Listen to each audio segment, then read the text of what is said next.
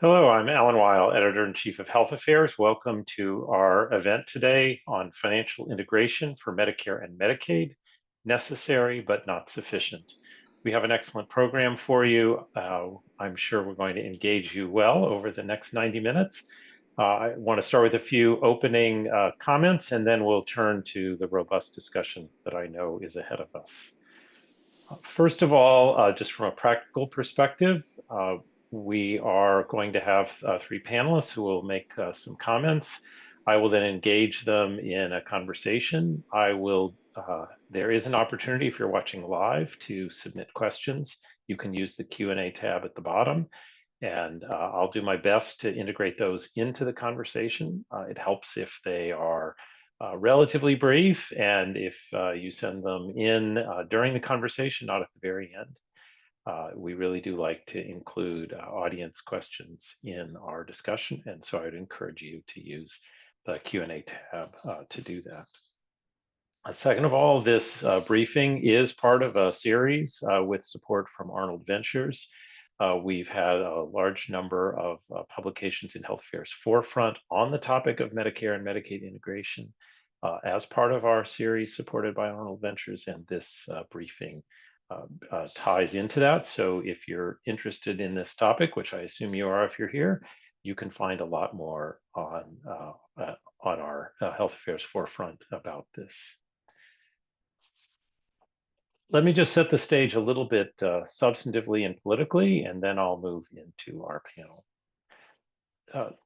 Substantively, I think it's important to note that although we use the term people who are duly eligible for Medicare and Medicaid, that actually encompasses a quite heterogeneous group of people. Something between 9 and 10 million Americans receive full benefits under both Medicare and Medicaid. Loosely, dually eligible people fall into two categories. Those who are over 65 who generally enter Medicare first when they turn 65 and over time become potentially more frail. They may spend down their income and assets, which makes them income eligible. They may become diagnosed with Alzheimer's or another dementia. And so that's sort of one pathway of becoming dually eligible for both programs. But another significant share of dually eligible people are people with disabilities who enter Medicaid first. They may have a serious physical disability, an intellectual or developmental disability. They may have a serious mental illness. And they are not at age 65 and they become eligible for Medicaid, and then after a period of time may obtain Medicare eligibility. We know that about half of people who are dually eligible have a mental health condition. About 11% are diagnosed with Alzheimer's or another dementia. About 1/6 have an intellectual or developmental disability. The point simply is that it's a very heterogeneous population, and the service needs, both medical and social, of duals are highly variable and can't be sort of lumped together and say everyone needs one thing. From a policy perspective, anyone who works in healthcare knows that incentives matter, but one of the things we've learned over time is that incentives aren't all that you need to make systems work. And I would argue that the more complex the delivery system needs are, the less likely it is that incentives alone are going to get us where we need to be. And that's for a variety of reasons, some of which we'll discuss in detail today. It's hard to get the incentives right. Incentives are not just a thing, they're a pretty blunt instrument. And yet the service needs, as I mentioned, of this population are very complex. And it also takes a lot of work to build delivery systems and integrated systems, and incentives alone are insufficient to make that work happen. And you'll hear more about that as well. So that's just to sort of set the stage with who we're talking about and why the policy issues here are so thorny. Before I introduce our panelists, I do want to note that I and a few of our panelists worked on a project with at Penn LDI, Leonard Davis Institute, and they will have a report coming out just next week in conjunction with the National Association of Medicaid Directors meeting that sets a course forward for the dually eligible population. So I encourage you to keep an eye out for that report coming just a few days from now. So without further ado, let me introduce our panelists. As I say, they'll give some opening remarks. I'll ask them some questions, and then we'll get into some themes. And at that point, I'll do my best to also incorporate questions that you may ask through the Q&A tab at the bottom. And since we're always asked about 5 times, I'll just say we are recording this, and the recording will be available after. Our panelists today are Jose Figueroa, a professor of health policy and management at the Harvard T.H. Chan School of Public Health. Kelly Emmons, a senior strategic integration advisor in the Department of Social and Health Services in the Aging and Long-Term Support Administration for the state of Washington. And Laura Keohane, associate professor of health policy at the Vanderbilt University School of Medicine. What I'm going to do is turn to them each sequentially to sort of set the stage, how they fit into this issue, and then we'll move into a discussion. So it's my pleasure to turn it over first to you, Jose. Thank you, Ellen and Health Affairs for inviting us to participate. I really appreciate it. So I think I'll start by acknowledging that for decades we've been trying to figure out how best to meet the needs of the dual eligible population. As you've mentioned, very, very medically complex population with a lot of complex multimorbidity and a lot of social vulnerability as well. And for many, many years, myself and many others have thought that if only we were to fix one major issue, is the fact that it's 2 separate budgets. We need financial integration to take care of dual eligibles. Without it, if only we were to fix that, care for this population would be much better. And I think it made sense, having 2 separate budgets fragments healthcare, leads to perverse incentives to maybe cost shift between the Medicare and the Medicaid program. And for many years, more than 90% of the dual eligible population was, going through trying to navigate the healthcare system with two separate rules across the 2 fragmented Medicare and Medicaid programs. And so there was a big push to move towards fully financially integrated care models. And I'll say that, over the last 15 years, there's been many, many studies that have tried to ask the question, do fully financially integrated care models work for dual eligibles? And if so, how are they working? And we recently conducted a systematic review with the support of the Arnold Ventures Foundation, led by my colleague Eric Roberts at Penn. And we looked at 13 years of data across that published across 3 types of models. And it's a little bit of an alphabet soup, but there's 3 different types of fully integrated care models, including the state level Medicare Medicaid plans, the MMPs, although we excluded Washington, and I'll let Kelly explain that in a minute. The reason being is because Washington is arguably still on the Medicaid side a fee-for-service arrangement. So it wasn't a fully integrated model based on the definition that we had. We included FIDEs, which are the managed care, Medicare Advantage financially integrated D-SNPs. And then we also included the PACE program, which has been around for many, many years, but only PACE evaluations published between 2010 to 2023. And the punchline is that the results were not overwhelmingly positive for ICPs, or the integrated care programs, or financially integrated care models. And what I mean by that, it was clear that the data, there was no home run in the data. There was nothing to suggest that having full financial integrated care on the insurance side was leading to meaningful improvement in quality, meaningful improvement in care coordination, meaningful improvement in lower utilization and savings.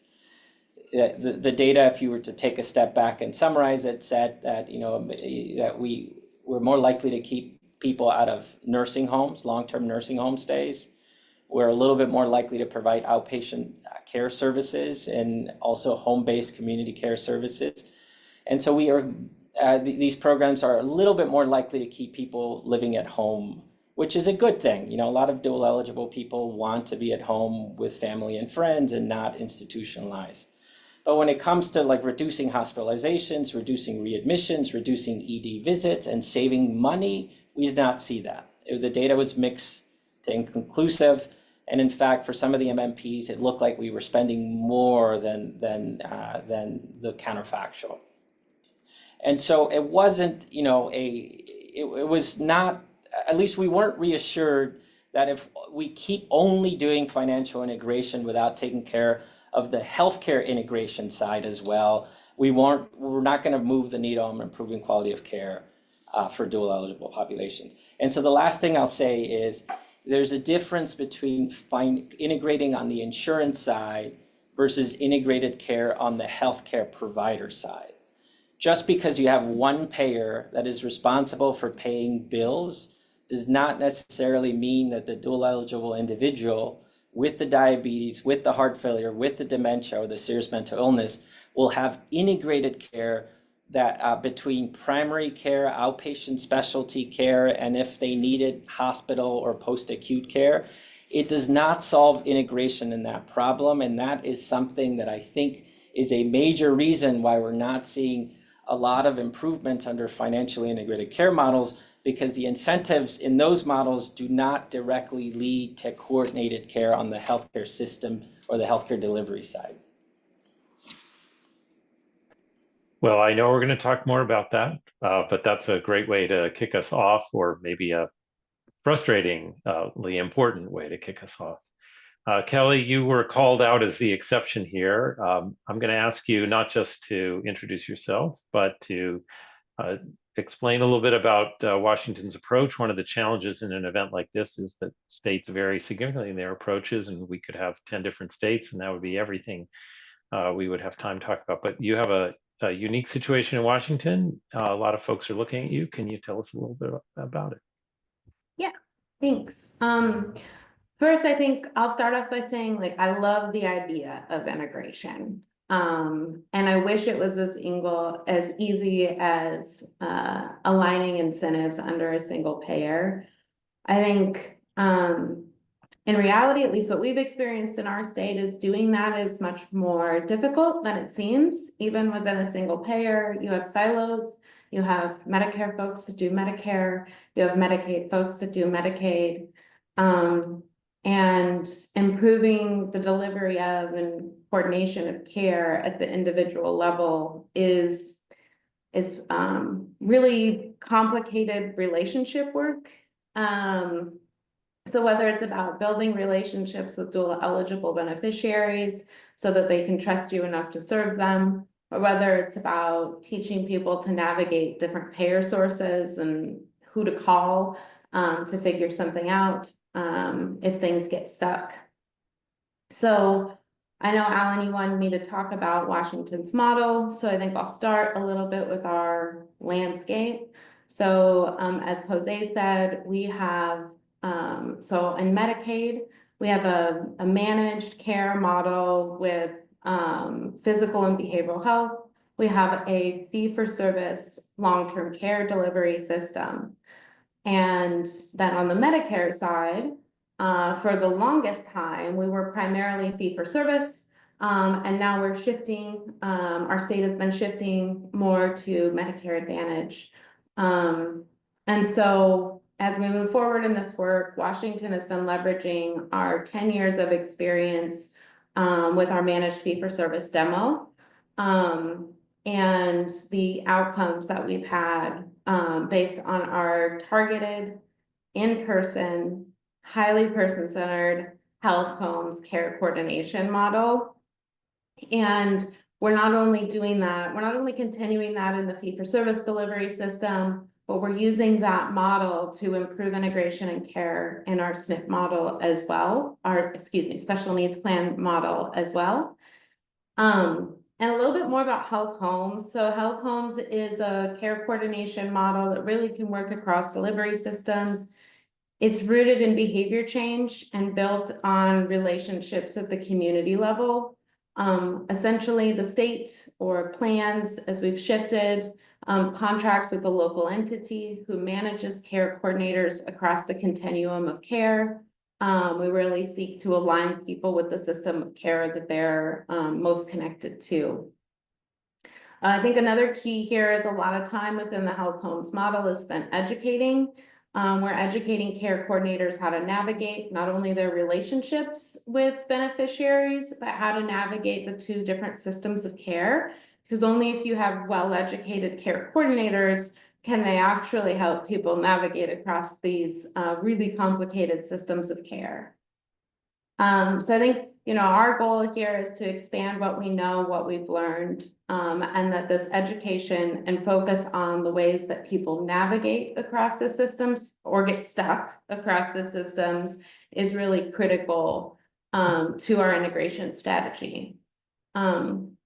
If the goal of integration is improving outcomes and beneficiary experience, I feel it's both. We have to work to better align the systems and incentives where we can, but mostly we have to teach people, both beneficiaries and care coordinators, how to navigate.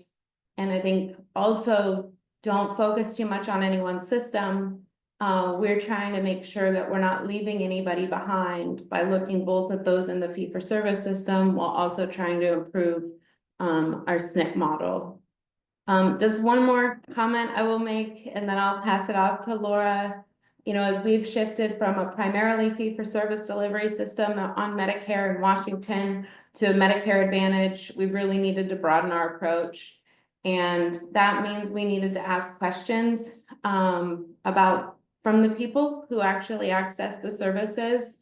What does integrated care look like to them? What does care coordination look like? How would it help you? And what are the biggest barriers you face? Once we ask those questions, we can begin to try to incrementally address the biggest barriers and help people with what they want and what they need. I'll stop there. Thanks, Alan. Great. Thank you, Kelly. Well, now I'm going to turn to Laura, who has played a critical role in our Forefront series. I'm interested in your perspective on these topics, and then we'll get into a discussion. Well, thank you, Alan, and thank you to Health Affairs for asking me to be part of this panel. And, I just want to take a minute and recognize, the moment that we're at, where under the Affordable Care Act, we had this renewed interest in trying to think about the future of dual eligible beneficiaries with the launch of the Financial Alignment Initiative, and many states stepping forward to take on the labor-intensive role of establishing a whole new Medicare and Medicaid plan model for dual eligible beneficiaries. And I know it has taken a long time to get these initial evaluation results and to start to see the bigger picture. And Jose, described those results beautifully. And I know it is disappointing to a lot of people, including myself and others on this call, that we haven't found the secret sauce through financial integration of how to improve outcomes and improve spending for dual eligible beneficiaries. But I also want to take a moment and recognize how much we have learned through this experience that I think can guide us on our next steps of thinking about the best ways to improve care for dual eligible beneficiaries. One of the great things about the Financial Alignment Initiative was how it involved the voice of dual eligible beneficiaries in thinking about how those plans should be formed and how it carved out a role for dual eligible beneficiaries in making sure there was systematic feedback to Medicare, Medicaid plans. That approach has now been imitated for the broader set of dual eligible special needs plans in a way that I think helps us guide, how care is designed around the needs of dual eligible beneficiaries going forward. From those conversations and from this, intensive effort to think about what are the pain points for dual eligible beneficiaries as they're navigating the Medicare and Medicaid system, we have a much better understanding of some of the areas where it is most important to make progress. I think it's known for a long time that navigating nursing home services and Medicare benefits has always been a difficult issue for dual eligible beneficiaries. But now more than ever, we know some of the other sectors that are particularly impacted by the conflicting Medicare and Medicaid incentives, whether that's durable medical equipment and trying to figure out how to get a wheelchair, whether that's home and community-based services and trying to navigate, who provides the LTSS side versus who provides the Medicare side. I think we know so much more about what issues are important to dual eligible beneficiaries and where we can really make a big impact as we're thinking about how to retool and how to think about the next steps. And when I think about the next steps, one of the features that stands out to me is, how do we expand beyond focusing on managed care as the primary means of integration? Under the previous administration and under this administration, we've seen many steps to enhance integration through the dual eligible special needs model.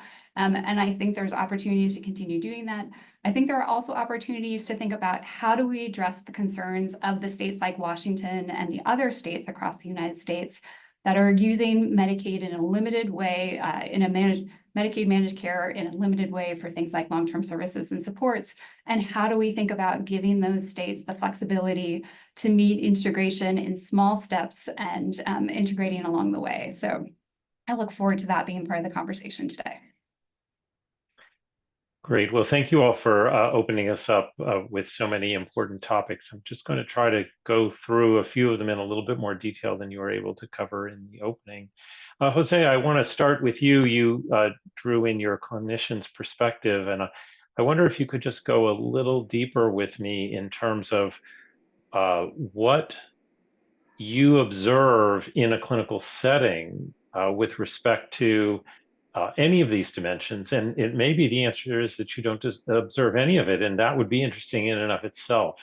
But we sit here sort of at a distance and say alignment, coordination, managed care, navigator. How does that actually play out when you're interacting with an individual patient who may be dually eligible? How is that relevant, I should say? Yeah, and so maybe I'll just give you two quick stories that I think are emblematic of some of the key issues that lead to the fragmented, inefficient healthcare system from the perspective of the patient and the provider, but maybe not from the perspective of the insurer. And I think this is a key issue that the system currently for dual eligible beneficiaries, including those in financially integrated care models like the D-SNPs, is really designed from an insurer's perspective, but not from the clinical and patient perspective. Now, it's not, I'm not saying that the clinical perspective is a great one either, because there's certainly you can argue that on the healthcare side, the system is designed for doctors and not patients, so there are many problems there as well. But at least for one example I'll give, was just recently I had a patient that was hospitalized and I was taking care of them, very complex disease that we were getting ready to send her home, and they needed follow-up with a super specialist, I'll say. There's a person who really is an expert on people with really advanced liver disease and advanced pancreatic disease. And the person is admitted a lot to the hospital, and certainly a high utilizer. And that the next level was that, to follow up with a specialist that would be great for someone with, their medical specific needs. It turns out that the dual eligible special needs plan that this person is on is that this doctor is not in network. The hospital is in network, but the individual doctor is not in network. And so this person has to make the decision to switch their entire plan because of the possibility of getting better care with a specialist that is, meeting that person's needs in the moment. And so that was, switching her to a new plan is not an easy thing. It turned out that in the switch, her old primary care doctor is no longer in network. And so the trade-off is to get a new specialist, but you lose your primary care doctor because they're not in network. And these are decisions made at the insurer in terms of like who the network of providers are and everything. And then there's a whole complex kind of argument there in terms of network breadth, narrow restrictions, and are they really being informed based on quality of care of the network of providers, or is it more as a utilization, informed network of provider or utilization management network of provider? And then that's a very complicated discussion, and it's not the point. But it's sort of, in my opinion, it's like it's like we just need this person to see someone who could help her, hopefully avoid future hospitalizations. but we're talking about networks of an insurance and not necessarily what's in the best interest of this individual person. And that it's just frustrating. Like, it's just kind of like a frustrating thing for everyone. And it just, it just creates delays. It creates, excess hospitalization days. It creates it's just, not a great system. And then this is something that people deal with every single day, and it's a massive issue in our country. Another example, which was already mentioned, Laura mentioned the durable medical equipment. Who pays? This is someone who was not in a financially integrated care model, which is the problem for so many duals right now currently, because the majority are not in financially integrated care models, is just as simple as who's going to pay the durable medical equipment that they need so they can be home and safe. We're discharging from the hospital. The system right now is you have to bill Medicare first, and then you have to wait to see if Medicare pays for it or not pay for it. They didn't. And then you then send the bill to the Medicaid side. And it's this kind of simple example of kind of an inefficiency of the health system. We know the person needs certain equipment to be safe at home, to prevent falls. And yet we have a system that is trying to figure out who pays the bill, and it just creates unnecessary inefficiencies.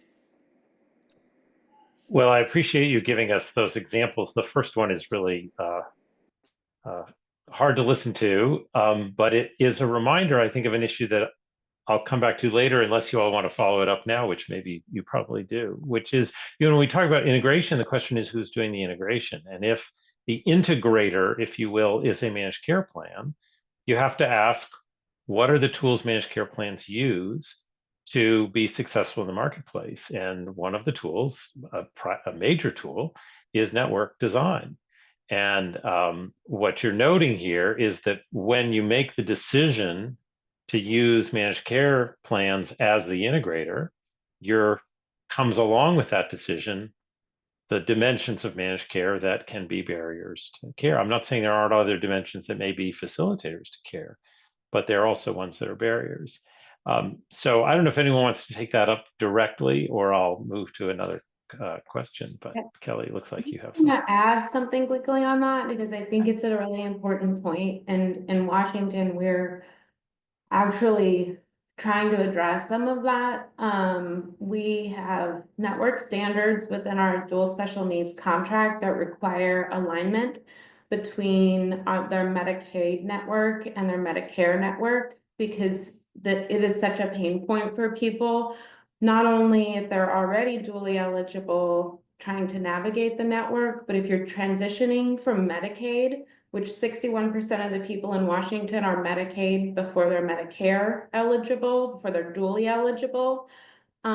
If we don't align the networks, then the issue that Jose brought up happens every time somebody's transitioning from Medicaid to Medicare. So I do think there's some, even if you're using a managed care model, there are some levers that a state has to really try to control some of that. But it takes staff, and it takes time also to manage that. So I just wanted to add that in. I think that Laura?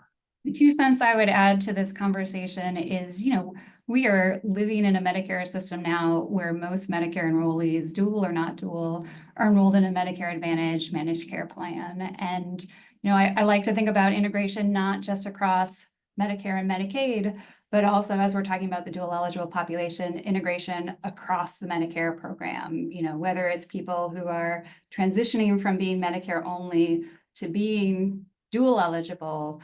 Are we asking them to rethink their entire managed care participation and have to switch to the specialized dual plan?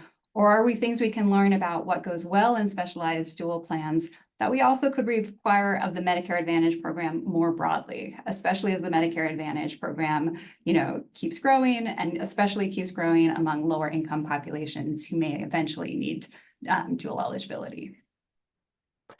Well, let me use that as a way to ask Kelly for you to expand, and we could talk about this all day, but I really think it's important for our listeners to have a sense of what the state role is and can be here, and what it takes to achieve that.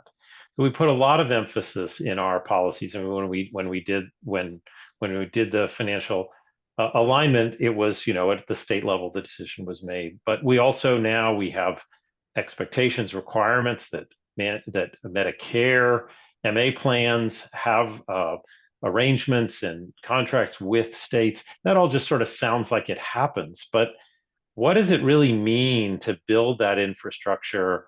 What are the tools you need, the resources you need, and do you feel like they align at all realistically with the expectations people have for the role states are going to play in assuring that alignment and coordination occurs? I have a big question, Alan. Sorry. Talk about it for a long time. So I'm going to start with I think for at least from where we started, we had no resources dedicated to like understanding Medicare. We had a fee-for-service demo, and we had staff dedicated to our demo.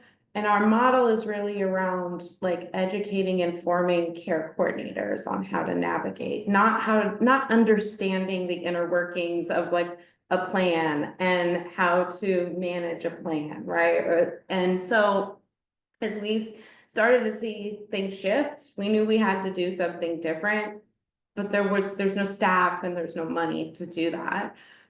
There's a lot of levers. States have a lot of levers through like the state Medicaid agency contracts. And I will say from where I sit, we're tempered in what we can do by the amount of resource that we have, right? As we've gotten into this and we've really tried to leverage our state Medicaid agency contract, every step we take has to be managed and monitored. It's not like you just say it and it happens. And we have to pay attention to it. And so what do states need? I mean, there's a lot of opportunities, policy opportunities, but without dedicated funding, it's really hard for states to prioritize this when it's typically Medicaid staff that are taking on this extra role of trying to educate each other, trying to learn this space, and then trying to do this work on top of their regular work. So, we were really lucky in Washington. We had this, we had received $1 million upfront grant 12 years ago when we started our demo. We kind of used that model and submitted a request to Arnold Ventures to really try to build out our resources within our state so that we could do some of the stuff that we can do through our state Medicaid agency contract. Without that funding, that upfront funding to hire FTE, to really prove what we could do in Washington, we wouldn't have been able to do much of anything just because of lack of resources. So I think the other thing that is really important is that states have Medicaid agencies have a ton of priorities, right? And so trying to get folks to focus on this population is challenging. With our demo, we had enhanced match at first, and then that shifted into shared savings. Those like upfront investments and ongoing support really help states move forward. Without some of those levers and tools, we do lack resources within the states to be able to do the kind of integration activities that we would want to do. And I know I'm talking about a managed care model of trying to expand that out, but I think the same would be true even if you had a fee-for-service model. It's harder to figure out what levers to pull in a fee-for-service model, particularly with no investment. And then Medicare Advantage without a state Medicaid agency contract, like I still haven't figured that one out, how we pull any levers there. So I'll stop there, but I think my big point is it's critical for states to have resources. Let me follow on. I'm going to take a little detour, and then I'm going to come back, I think, to directly what you just referenced, Kelly. I want to take a little deeper look at terms that, again, get used a lot in discussions like this. One is care coordination. We've talked already a little bit about navigation. These are terms that I think, again, they sound like, oh yeah, I know what that is, but my guess is they're significantly more complex than they sound, and again, they require more infrastructure than people might imagine. I wonder if any of you could just take some of those concepts and pry them apart a little bit and talk about what is it really that is needed to make these models successful. Who could? Maybe I can go ahead and start. And in some ways, there's, and I think it's necessary across both sides for you have coordination and navigation of services from the plan side. And then you can also have from the healthcare side, the healthcare delivery side, a care coordinator person on that side as well. For some people, you might need both. For others, you might need neither one, if they don't have that many needs, and it just sort of really depends on the individual and on the person. I think there's a lot of rules and regulations for DSNPs to provide coordinated services with Medicaid, even if you don't take full-on risk. For example, the coordinating only DSNPs, you have to have a care coordination plan. It has to be approved by NCQA, the national, what is it called? National Committee on Quality Assurance. Of Quality Assurance.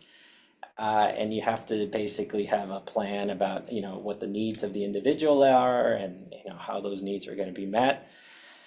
But there's a lot of people that argue just because you have a piece of paper that says this is the plan and this, we've checked off the care coordination box requirement at a federal level that, in order for us to be a DSNP, the check that does not necessarily mean that the care that the individual needs will occur, and that it will be coordinated, and that information between the different providers and their social worker and their psychologist, if they have one, is going to be seamless, and and the person's going to have a great it doesn't necessarily translate into that. And right now, a lot of the financially integrated care models are arguing that they're very coordinated, but in my opinion, that coordination is all over the place. Maybe some do provide really high quality care and others do not. They just have the checkbox on the paperwork. And that's a massive problem. We don't really have a lot of great information about what features of DSNPs are really effective on the plan side, on the navigator services and the care coordination services that will translate to better care. And that's an area that I think we need to explore a little further. And I think we need to sort of really evaluate whether the NCQA check is sufficient. And if it's not, what else do we need to be doing to improve care for people? Laura? I'd like to highlight one other aspect of navigation that affects dual eligible beneficiaries and Medicare beneficiaries more broadly is, even before you get to the point of a plan providing care coordination is the navigation assistance that's necessary to figure out which plan is the best fit for you. So, we know a lot of dual eligible beneficiaries are in managed care plans, but are not necessarily in DSNP or fully integrated managed care plans.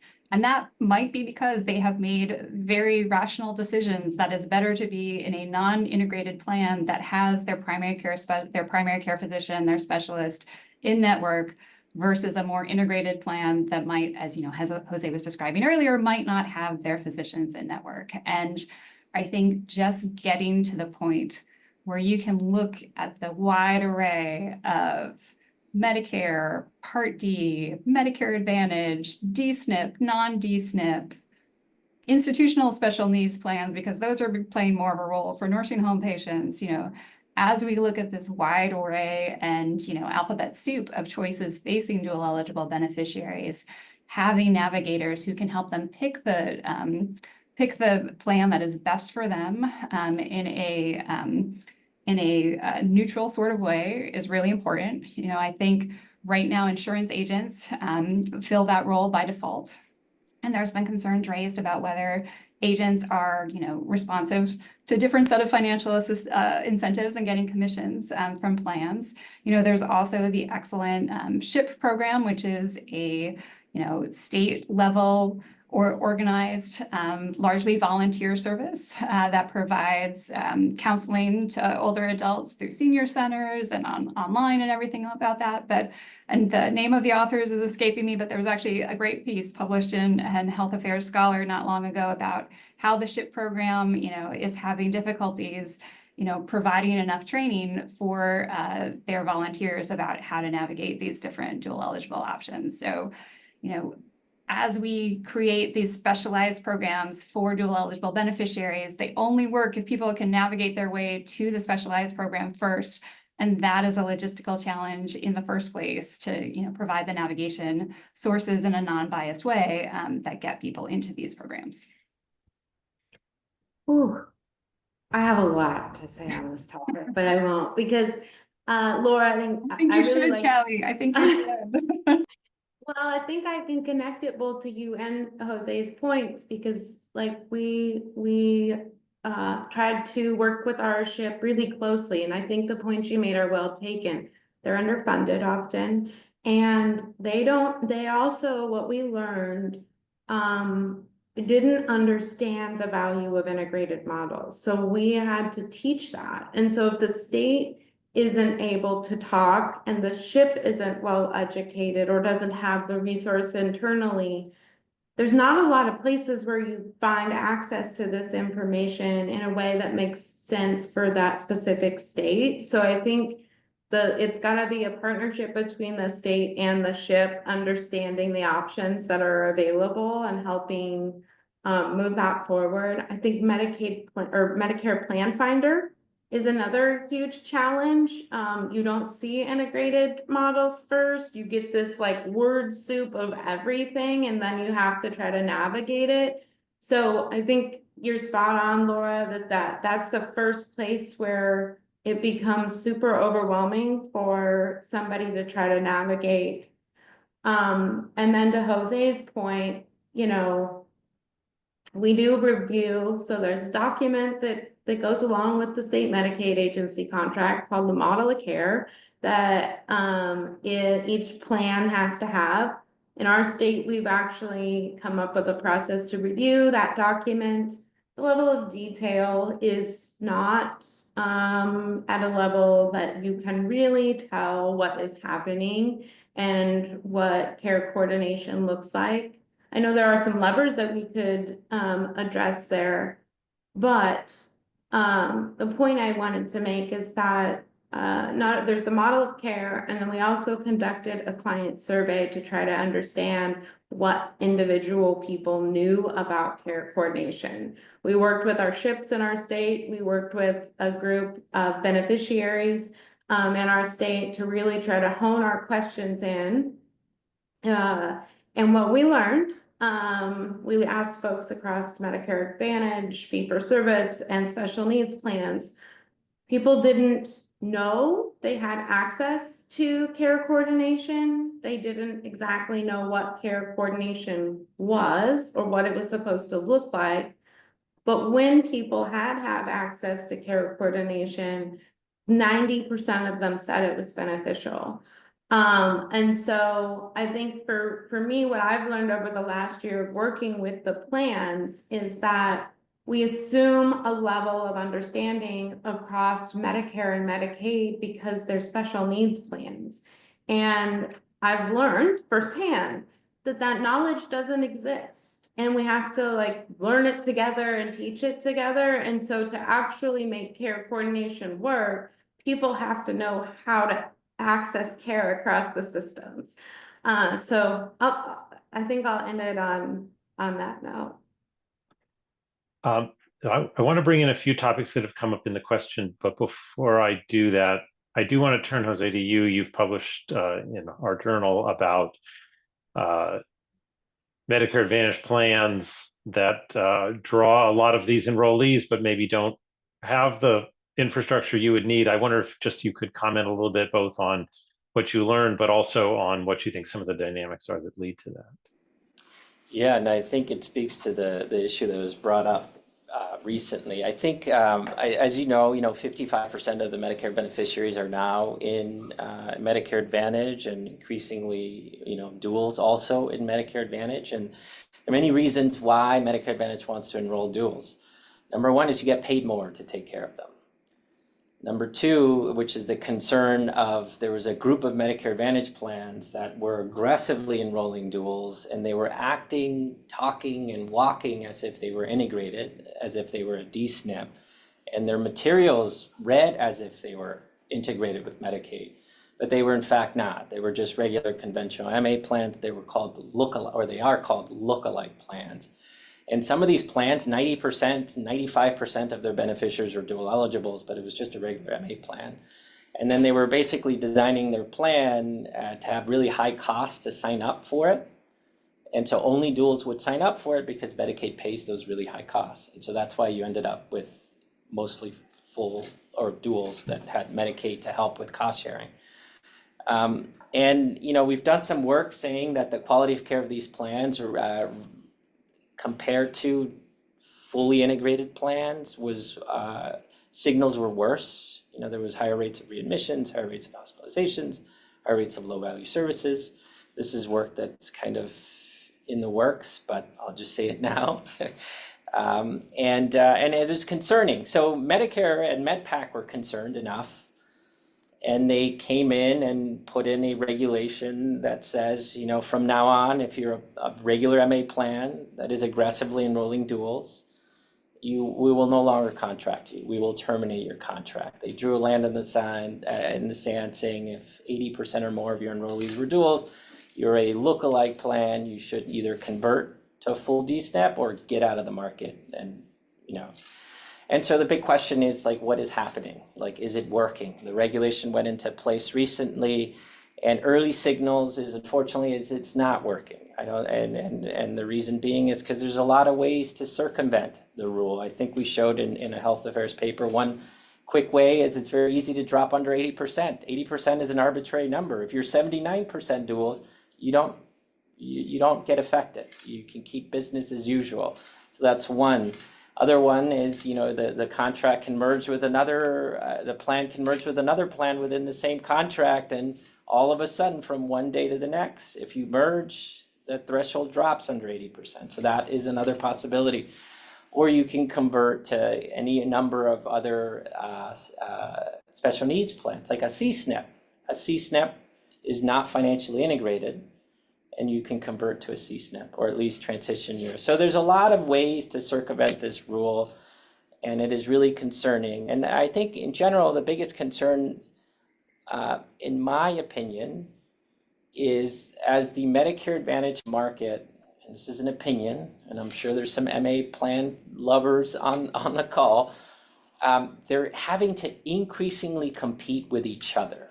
No longer are they just competing with, bringing people from traditional Medicare. You have to compete with other Medicare Advantage plans. Other Medicare Advantage plans also have the ability to offer supplemental benefits, over-the-counter drug coverage. They have the ability to, they also protect against out-of-pocket, catastrophic spending. So how do you sort of distinguish yourself? And my concern is that it's going to lead to more and more activity that is just marketing tactics, arguing that they are beneficial for a person, but without actually that benefit actually existing, that there could be a ghost benefit or or marketing that's not really, at the end of the day, true. And that, I think, I'm really concerned. I think it needs to be regulated. I think it needs to be taking a closer look.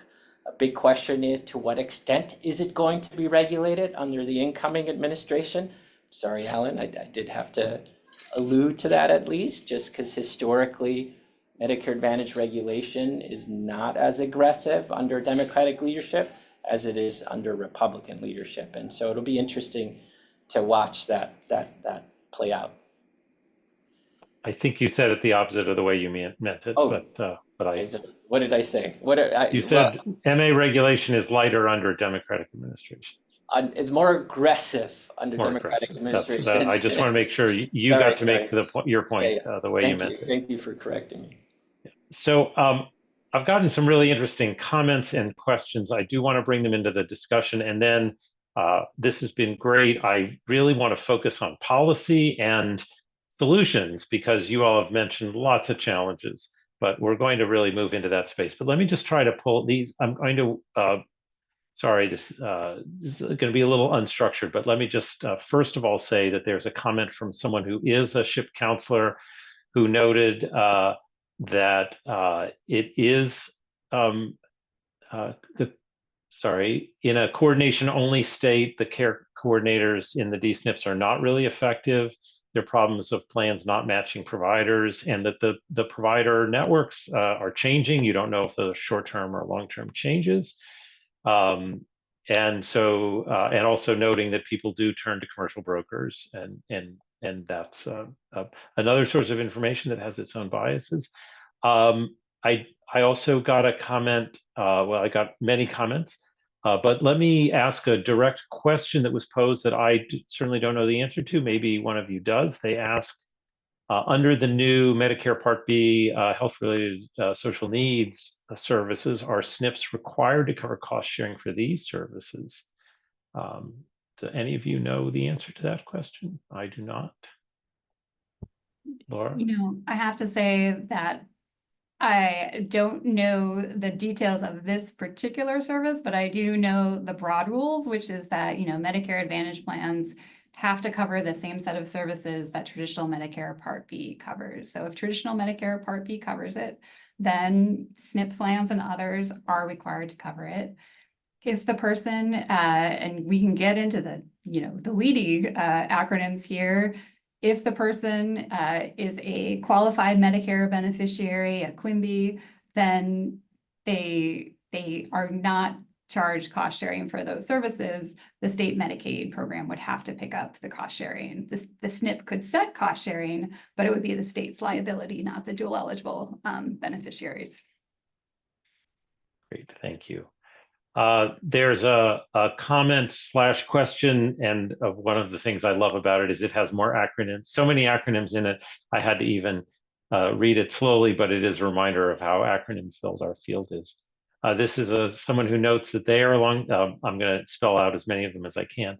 They're an LTSS provider in a state that does not enforce the SMAC DSNP requirement to notify HCBS of hospital admits. SNF admits ED visits. There's only one managed care organization that shares this information with them. Again, not to sort of go too deep into the specifics of the question, but it comes back to this notion of if you have requirements of notification and coordination, this person asks, is CMS enforcing them? What's the state role in this? What do we have a sense of whether or not these kinds of notification requirements actually get enforced? That's a state's responsibility because the state determines, my opinion is this is the state's responsibility because the state determines the population that they're required to do notifications on. If it's a coordination only SNP, like in our state, we're requiring not only coordination only, but our HIDE SNPs, that because our LTSS is fee for service, we don't have fully integrated SNP. So we're requiring notification to the state for these specific hospitalizations or skilled nursing facility admissions. So I would say that's a state responsibility to monitor and manage that CMS isn't seeing that information. They're just making sure that the state has that requirement within their contract. Just a side note, as a state who has done this, it is complicated. And I think part of the challenge in that notification is the timeliness. The intention is around coordination of care. But if you're using, depends on if they're using claims data, there's a lag. Is it actual utilization management data? So what we've run into is challenges in our state with the timeliness of that information and really trying to shift to a model of like coordination at the point of service instead of the notification piece. Thank you. Well, let's move a little bit more into the policy side. Not that it hasn't come up, but I'd like to take a sort of square focus on it. I'm interested, we could start this conversation in a lot of different places, but if I go back to sort of the title of the session, which is that financial integration, financial alignment, financial integration necessary but not sufficient.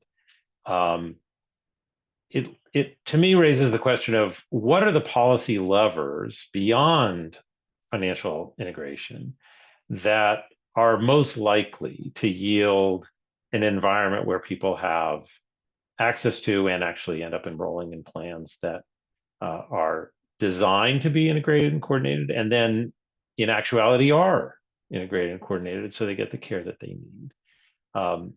There are federal policy decisions here, there's state policy decisions here, but I'm just going to throw it out sort of loosely. Who wants to say, here are some things that we really need to do to move this agenda forward? You're smiling, but none of you have come off mute. So I'll start with one, and I don't think it's going to solve everything, but at least it's an option, especially for the states that have that don't have managed care on the LTSS side. You know, there's a lot of states in this country that do not currently have that at play. You know, and it goes back to financial integration versus healthcare integration. You know, we spend a lot of time, energy around Medicare ACOs, for example. It's the dominant value-based payment model for the fee-for-service population. There are a lot of dual eligibles in that population, increasingly so. We're also now experimenting with something called ACO Reach, which is trying to incentivize ACO providers that take on more socially vulnerable populations, including the dual eligible population, and participating into it. And you know, the data is a little bit mixed in ACOs. There is some cost savings related to the counterfactual, but when you start including bonuses, you know, maybe the savings to CMS aren't that great. And some people argue that we might be paying so much on the bonuses that the whole model doesn't save as a whole, but at least we've seen that there's, you know, there is cost reduction, utilization, and maybe quality of care being a little bit better under some of the ACO models. The question is, could we ask them to take on Medicaid risk for the dual eligible population? Because you could argue that, you know, there's still the potential for cost shifting between what Medicare pays for, managed by an ACO, in the long-term care to post-acute care, you know, space, and also in the home health care paid by Medicare versus the HCBS paid by Medicaid. And if you have a healthcare integrated model, a health system that is integrated, that does also care about the Medicaid side, whether there's an opportunity to see what could happen. And I think that is potentially an interesting option to explore. So I don't want to try to design it here in a live webinar. I can see lots of challenges, not least of which is that people don't actually enroll in ACOs. But setting that minor hurdle aside, what I think I hear you saying is, in essence, that just as ACOs are designed to provide a mechanism for shared savings that's not the same as capitation, you could imagine extending the concepts of shared savings onto both the Medicare and Medicaid sides without, again, relying on a fully capitated model. So in essence, echo the risk sharing side that we see in ACOs on the Medicaid side for those that are serving people who are duals. And we'll work out the details after this. That's great. That's super helpful. It's an option. Laura, you were going to jump in. I'll turn to you.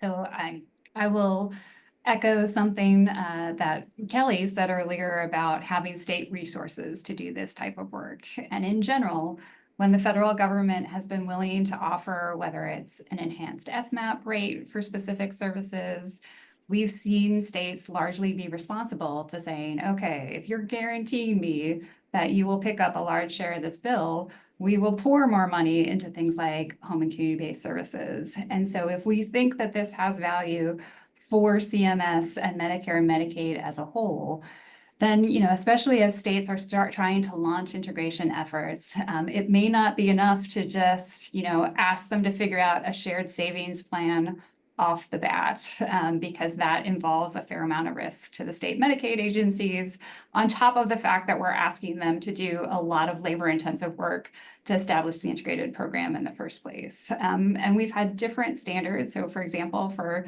home and community-based waivers, we just require states prove that they are cost neutral, not cost savings. And, as much as we all want to save money, I think it is an equally important task to say, are we taking all the money that we're spending, even if we can't reduce the amount of that spending at all, but we can put it into services that provide more value and better outcomes for dual eligible beneficiaries? That would also be a great result. So thinking about moving beyond a shared savings perspective to thinking about how can we provide some guaranteed funding for states with the idea that we can shift what we're spending to better value services. Great, thank you. Kelly, you've mentioned resources, but I wonder if there are other sort of resources are always good, but I wonder if there are other policy dimensions here that you think would be helpful. No, I appreciated Laura's point about resources for states, and when the federal government has, said this is a priority, we're going to invest here, that states have been more willing. I think also for fee-for-service states, often if we're asking for coordination, where does that investment happen? So sometimes it's going to be on the Medicaid side of the house, that they would need to make an investment in order to improve how services are coordinated. And because each state is so different, I've been sitting here thinking, like, what's the one thing? I think we need more models that are outside of managed care, more examples of states that have tried.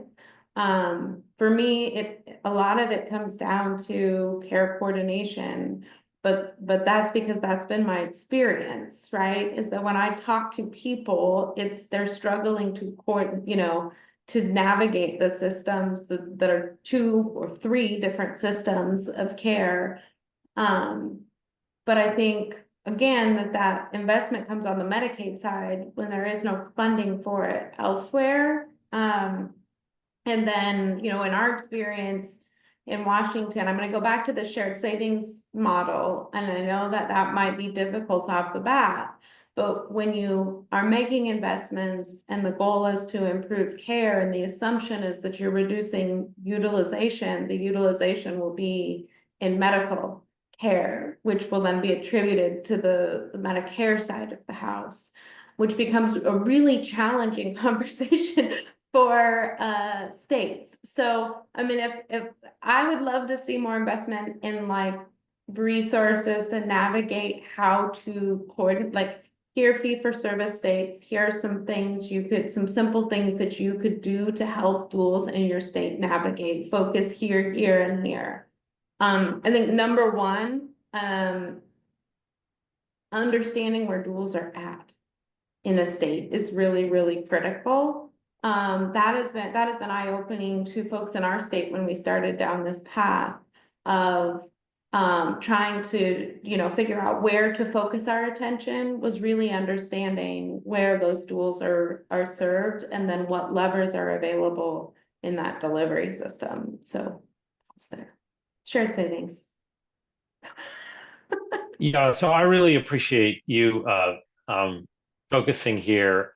I think it is a common belief, unfortunately, often in Washington, that either you can just sort of say, well, do this and it will happen. Yeah. Or, I appreciate Laura's comment about resources, but do this and we'll give you resources and it will happen. And I think, Kelly, why I'm so happy you're on this webinar is that it turns out that you, knowing the environment in your state, have obviously a much clearer sense of what will and will not work, and you may have an approach that can achieve as good or maybe better outcomes using a mechanism that isn't the one that comes to mind among policymakers who are, approaching this from a few thousand miles away, assuming that they know the right answer. And it reminds me of the Healthcare Payment Learning and Action Network, which is sort of pushing towards the adoption of alternative payment mechanisms that has been has put a lot of its effort not just into what the vision is, but what various steps are along the way. And that maybe not everyone gets even to the end. Maybe it isn't desirable to get to everyone to the end, but to have a sense of constructive steps you can take along the way. So it's not just a question of, well, if you don't do this, it's not worth doing, which I'm afraid is often animates the thinking around these policies. I want to ask about a specific policy someone sent in a question or a suggestion about. Amending the conditions of participation for Medicare and Medicaid to create care integration at the provider level. Sounds like a nice, easy lever to pull, but I'm not sure what would happen. Have any of you thought about that? Not one I had focused on before. Okay, well, I did think I would ask. So I also got a data question that is a little bit different, but I just want to bring it in here because I think it's important. They asked, have any of you looked at how Medicare ACOs affect Medicaid cost utilization outcomes for duals? Jose, your comment about sort of having an approach here for ACOs, that we've put a lot of attention to the dynamic of enrollment in Medicare Advantage, less so the dynamic of enrollment in ACOs. Does anyone have anything to offer? The answer is there's not definitive data yet, as far as I know. Laura might correct me, but we're actively looking into this issue. There's a couple of possibilities. I'll say it quickly. Number one is there's concerns that, like the lookalike Medicare Advantage plans, you just replace that with Medicare ACO, because if you have a dual eligible, you could not send them to the post-acute care home because you'd be responsible for it and under the savings model if Medicaid pays for it in the long-term institutional care. Same thing for the HCBS services versus Medicare paying for it. So there's a potential for cost shifting between the Medicare ACO side to the Medicaid side, similar again to the lookalike plan policy. The other argument, though, especially with some of the really innovative primary care-led ACOs out there, there are evidence of some really good primary care-led ACO models that are really doing a decent job keeping people out of the hospital. People seem very happy in them. They have great quality measures, as you know, obviously they're not perfect quality measures that are collected through claims data, but they look pretty good. The question is, maybe these primary care-led ACOs could be really good at, delaying people from getting institutionalized and saving on the Medicaid side, similar to the PACE model. And so that's a data-free zone right now, and I think it requires some inquiry. I want to just add a little bit from Washington. We have seen significant growth in ACOs, and for me, there isn't a lever there that I'm on that yet. And so we know they're aligned for purposes of our demo. They can't access health home services through the demo because they're already aligned with an ACO. We've also required our SNPs to align and have a health homes model. They can't access that because they're in a ACO. We have no real knowledge of what the ACOs know about coordinating across Medicare and Medicaid, working with the long-term care delivery system, and that makes me nervous for the folks because we do know that where we have levers to try to drive that forward, there are gaps. And so when we have no real knowledge, I think that's just an area of future exploration and better understanding of what they're doing to coordinate care, because it's a little bit opaque to me. Well, I want to return sort of to a theme that I feel emerges from this. I'm going to use a term that I suppose is a little overused in our current context, which is trust. But it does seem to me that a lot of this is about who trusts whom to structure and organize care. And here I really want to return the focus to the enrollees. We tend to have these conversations, as you have to do when you're talking about these policies, very focused on dollars and accountability and data flows and the like. At the end of the day, we're talking about, as we noted at the outset, a highly heterogeneous population in terms of their needs, but also a highly heterogeneous population in terms of their capacity and desire to serve as potentially their own care coordinators and navigators, and don't want someone else in that role, and frankly don't need it. Some who are completely dependent on others to help them navigate and organize care. Similarly, we do have some actors in this market, and we've all used them as examples, that are mission-driven organizations solely focused on very targeted populations and consumer-driven to assure that care is as well provided and organized as possible. And others who are in this primarily because it's a business proposition. And Jose, as you said, there's a lot of money to be made on payment. And so generalizing about who should do what is risky given the heterogeneity of the population as well as the heterogeneity of the players who are delivering care. And I suppose we should also say the heterogeneity of states in their capacity and willingness to provide oversight. So in such a environment, I wonder if we could spend a little bit more time on whose decisions, how can we put the people with the most at stake in these decisions in places where we can assure the kind of accountability.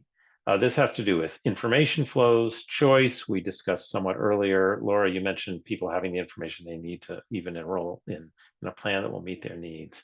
I'd just like to bring us back to that dimension and see what thoughts you all have.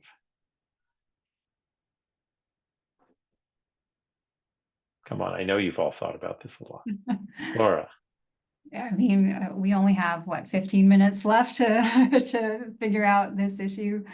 You know, I think the question itself and the framing of the question points out that there is not necessarily one answer for everyone. And I think an important aspect of, you know, one of the things we learned from the Financial Alignment Initiative was the importance of having ombudsman's programs that I can never pronounce correctly, excuse me, but ombudsman's programs that look out for the interests of dual eligible beneficiaries and are a neutral source of information beyond the plan, beyond the integrated plan of, this is a resource that you can go to, whether you're having issues with either the Medicare side or the Medicaid side, to get answers and assistance, even if it is just pointing you in the correct direction of the person you go to first at your plan. So, you know, whether this is thinking about care coordination while you're in the plan, whether it's thinking about, you know, how we select that first plan, I do think, you know, one thing that would improve outcomes, or at the very least quality of life for individuals, which is just as important, is having a more readily available source of information that can be a clearinghouse for where dual eligible beneficiaries go for these type of questions. And I will say, you know, there has been recognition of this, you know, in the Duals Act that was proposed earlier this year. There was funding and requirements in place about ombudsman's programs. We can debate whether it was adequate funding, but I think it has been one important, you know, lesson learned out of the Financial Alignment Initiative, that we need to have kind of a neutral source of information, especially as we are splitting duals across multiple different plans and across multiple different programs. Thank you.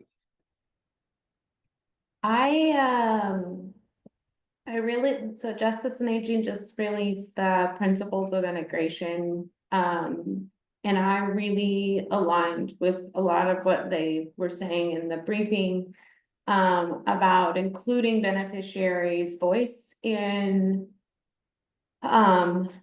in your integrated models, like as you're thinking through policy, to really put the people first that you're thinking about, and when you're designing programs, have some of these principles in mind. I think we're trying to do that in Washington. I would say we also could do much better. We're trying very hard to include beneficiary voice, which is complicated and challenging in and of itself. These folks are not doing the kind of policy work we are every day, and trying to bring folks up to speed to be able to have the conversations in a way that folks can participate fully. We're still trying to get better at that, but I think it's really, really important that we keep trying and keep getting better, because I learn every time something I didn't know or think about that is more impactful to the people that are being served by these programs than what I'm actually doing. So I just think it's really critical that we as states continue to try, even if we're not perfect at it. I know in the final regs, you know, the DSNPs are required to have these enrollee advisory councils. But I think states should also really invest there, and not just the plans should be investing. Many states, like we've said before, don't have a managed care delivery system, but yet there are still a huge number of duals who probably have something to say about what is or isn't happening. So I think one of the things that we just continue to get better at, or need to try to continue to get better at, is to listen to the actual people who are receiving the services and what their biggest barriers are. And someone did just send a question asking you to restate the organization that you were drawing from at the very beginning when you said the new. Justice and age, there were guiding principles for designing and implementing integrated models. I think it was justice and aging. Just wanted to make sure our listeners heard that. Great. Jose, do you want to jump in on this? You know, it's a really challenging one, but I think one thing that we currently need more of is, I think we need to be able to somehow comprehensively capture patients' experiences across all of these different types of plans, and flavors of integration, just to get a sense of how, you know, beyond the CAP survey that we currently have, which is a sample of contracts, we don't have a national way of understanding how patients and caregivers are reporting the quality of care that people are receiving, whether they're satisfied, what's working, what's not working. And the question is, can we think of a way of collecting that kind of information that would be really helpful? Because I think Laura made this comment a little earlier, you know, it's like, we shouldn't expect that a lot of these models of care will save money. You know, a lot of these people have complex needs that require more care. And in fact, one of the main issues is a lot of them are, you know, not getting the care they need, and delaying care, and fragmented, and they can't get in to see their specialist or their primary care doctor. You know, there's a lot of problems out there right now in our country getting to see your primary care doctor. And some of these models of care might increase utilization, and we might pay a little bit more for them. But we need to understand whether we are okay with that if quality is better for these people with a lot of needs, and if they are happy with like the care that they're receiving. But we just have very limited information on that, and I think it's really important to get it. And the question is, can we have a little bit of a national strategy, or even states can invest in a strategy where they can collect enough information specifically on dual eligible populations or caregivers, because we know that a lot of dual eligibles do not have the ability to fill out surveys about the care that they're receiving.